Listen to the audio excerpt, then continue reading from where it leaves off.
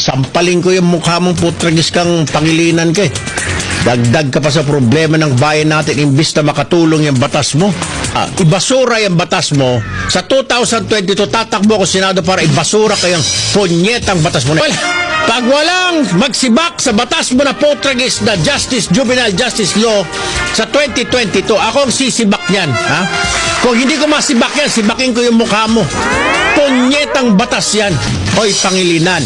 Yung youth center, ang tawag dito, bahay pag-asa, sa iba-ibang lugar, ha? Sa iba-ibang mga probinsya.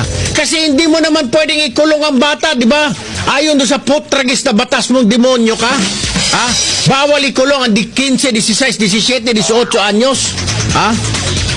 Lintek pati 18. Ba, hindi pwede ikulong? Samantala 18, anak ng baka, nagtitikol na ako, praise the Lord. Ikaw yung hayop ka.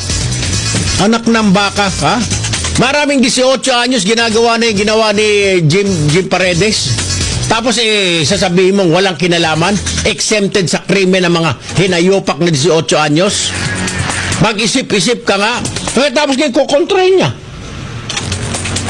Ang gusto niyang batas niya, ipisoli sa magulang yung 18. Hoy, pangilinan, alam mo ba na 12-13 ginagamit na drug courier? O paano nito pag nahuli ng polis, pauwi lang sa bahay?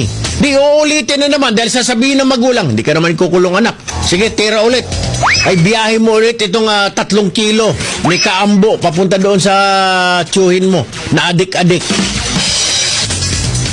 Hindi po pwedeng sasabihin mo na wala pa sila sa maturity, hindi pa nila nalalaman ang kanilang ginagawa. 18 anyos, hindi pa alam ang ginagawa. Sampaling ko yung mukha mong putragis kang pangilinan ka eh. Dagdag ka pa sa problema ng bayan natin imbis na makatulong yung batas mo. Diyos ko po. Ibale, ha? Kung walang may plano na ibasura yung batas mo, sa 2022 tatakbo ko Senado para ibasura kayang punyetang batas mo na yan. Music natin, yan.